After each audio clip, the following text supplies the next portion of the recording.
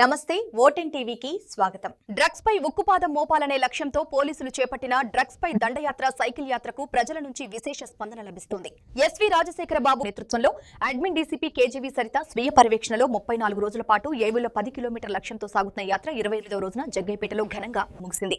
15 కిలోమీటర్ల మేర సాగిన యాత్రతో మొత్తం దూరం 412 కిలోమీటర్లకు చేరుకుంది.